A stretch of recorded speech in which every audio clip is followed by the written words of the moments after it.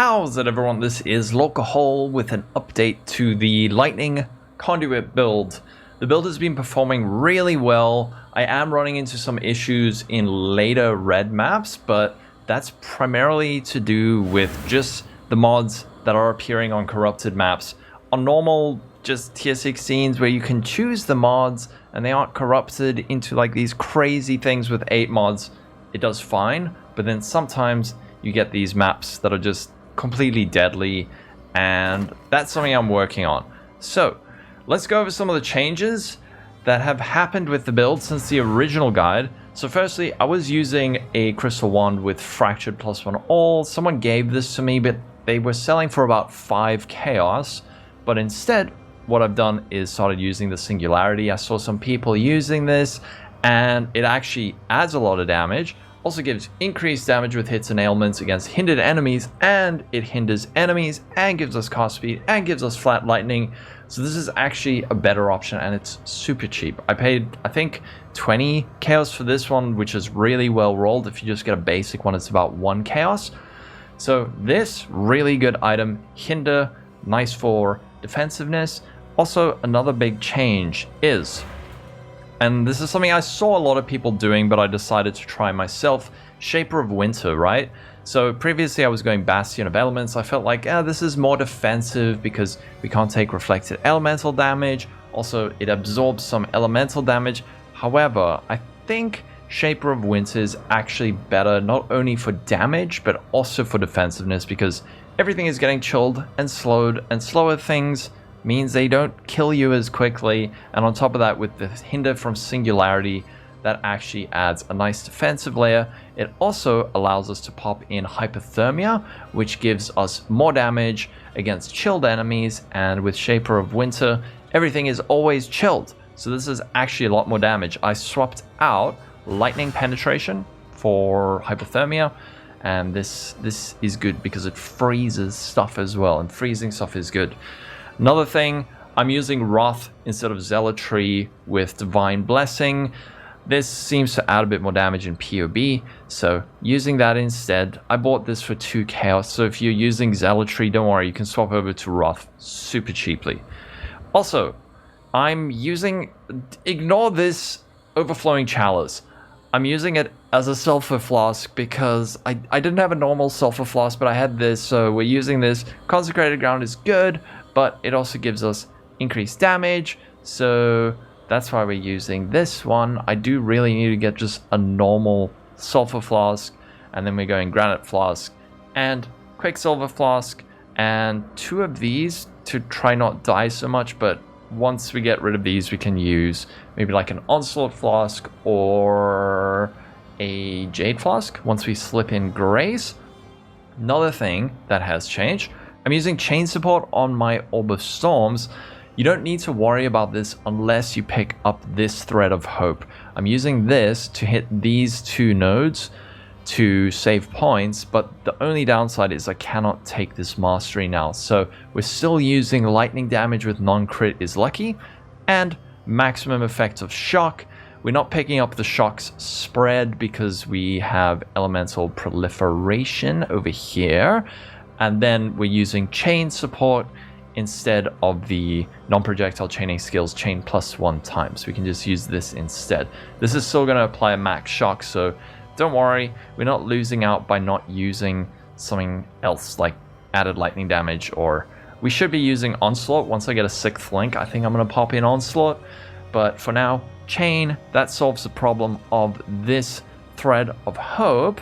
Now, also another thing, I'm using dual curses, and this is actually a really cool tech. I might actually do a video on this. Guitaraholic pointed me in the direction of this. So previously, I used Wave of Conviction with Hex Touch and a single curse. The only problem now is that Hex Touch gives -35% effect, or -35 less effect of linked auras, which is quite a lot. However, with Arcanist Brand, you can use this to apply the curses with no reduced effect. So I have Arcanist Brand linked with Elemental Weakness and Conductivity. This adds a ton of damage against a single target. And then I also have Wave of Conviction linked here. If you're mapping, what you can do instead is link this with Hex Bloom. That'll allow the curse to propagate throughout packs. However, I've just left it like this because it's easier to do. Maybe what I was even thinking was doing a 6-link Arcanist brand setup instead, and then having a 4-link Orb of Storms. So it would be Wave of Conviction, Elemental Weakness, Conductivity, Arcanist brand, Hex Bloom, and I don't know, faster casting or something, because the cast time on Arcanist brand is horrific. It's very slow.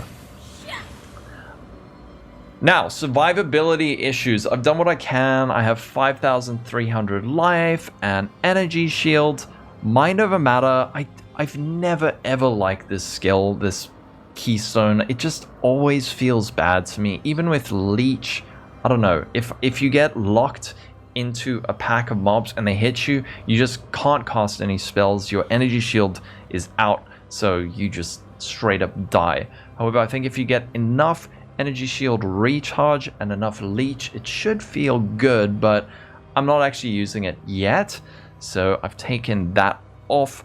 Also, let's see. So, in order to use these 2 curses, you do need to get Whispers of Doom.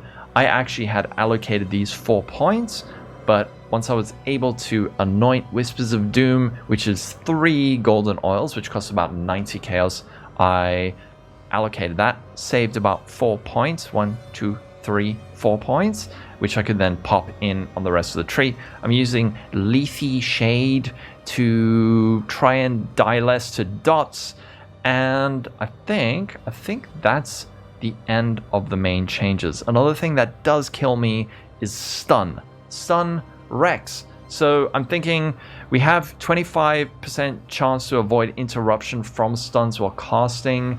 This kind of helps a bit, but this is mainly picked up for res, strength, and dex. However, what I'm thinking is getting stun avoidance on some Abyss Jewels, just to avoid that, because if you, again, get locked into a pack and they hit you and you're getting stunned, you just die. There's nothing you can really do about it, which is pretty lame. Also, Asylum for Chaos Res. I hate dying. I hate dying in this game, so sitting at 66% Chaos Res. But that's it for now. There's a couple of things that we could do. We could pick up Impulses. I've seen some people using Impulses. I'm not using it. I'm just using this because I want more life and resistance and strength and dex and all of that. The implicits you can get are also really good. This one I currently have is bugged. I have 2 perfect mods because the Eldritch currency was, I don't know, it was just adding perfect mods to everything. That's why they were disabled for a bit. But let's hop into a map and see how it goes. I might die. I am open to suggestions for survivability because that is my main concern currently. If Molten Shell is down and your Granite Flask is down, you just get shreked, especially if you have some crazy mods like Crit, Additional Projectile, Fizzes Extra. Those things are just deadly. But let's look at the clear. Also, I'm using MTX, which makes seeing stuff harder, but it's worth it. This is a tier 16 map.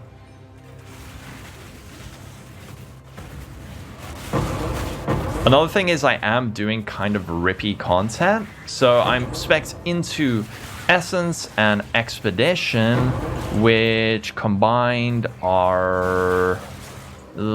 again, if you pick up the wrong nodes on Expedition on your Remnants, you're going to get shreked. So, yeah. What I've actually been doing is Blighted maps. Blighted maps, if you don't know, are super profitable, and you can have crap gear and do them. If you want to see a video on that, maybe I'll do a video on that, on how to set it up and get rich. I know that Firegrass has a video on Blighted maps, and I'll link a video from my friend Zizka. He has done a thing. Lightning and shock resistant. If you see these mobs, these things are horrible because they resist your shock, so you can't really use your Lightning Conduit on them and they take no damage. So if you bump into one of those, just run away. But you can see the build works. Lightning Conduit, not a dead skill. Oh, another thing I should mention.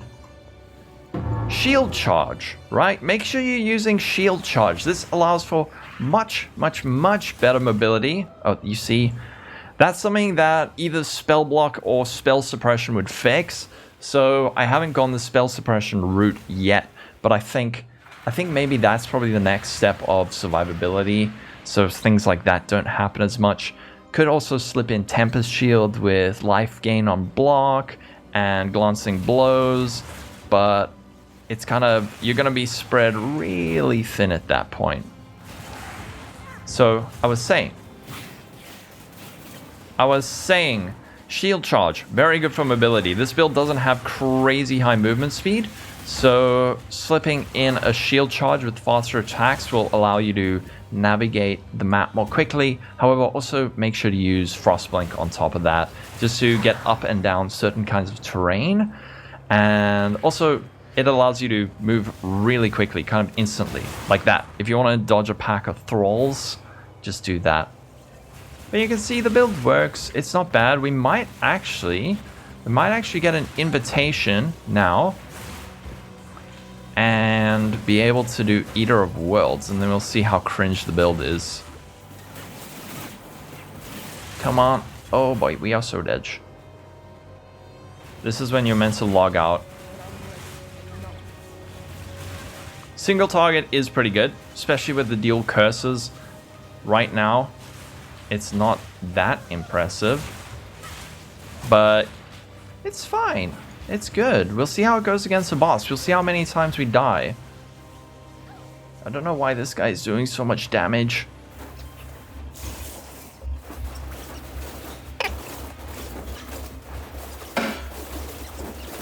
Yay. Oh, one more. Come on, give us the invitation so we can do the thing. Yay! Alright, cool. Let's do this right away so we can see how the single target is against a pinnacle boss. But yeah, it's no seismic trap. It's really fun though, and everything is cheap. My Thunder Fist costs about 40 chaos. Last week they were 500. Also, this Fractured +1 all was 1 divine. I don't know what it costs now. The shield with Fractured +1 all was, I think, 5 chaos, and I just use a single Essence of Greed on it.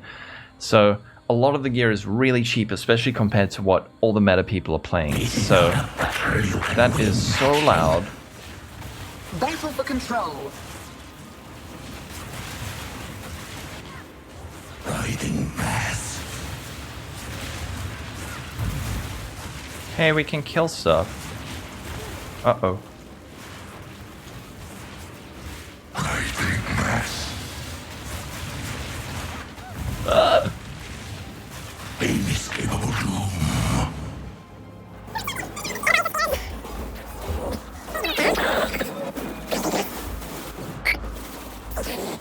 So yeah, the build works. We can kill bosses on this. The only thing is really the survivability in like juice maps. But I mean, what do you expect? A witch on day 2? Another gem that might be really good on Orb of Storms would be Culling Strike for bosses.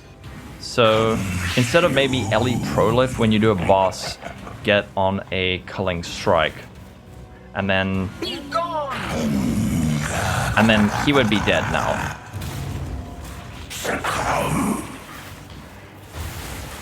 Come on, we got this. Yay, we did it. Oh, for fuck's sake.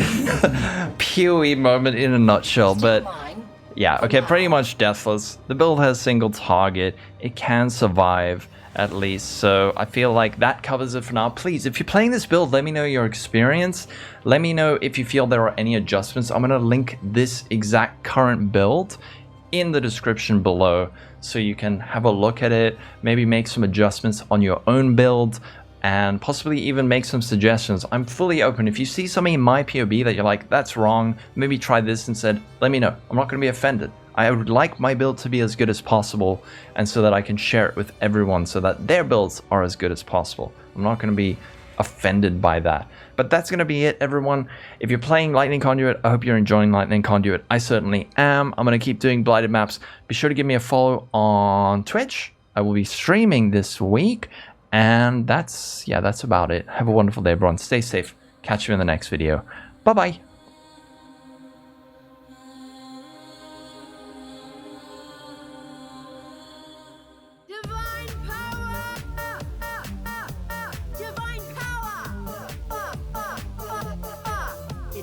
punching exile. You're making me nervous.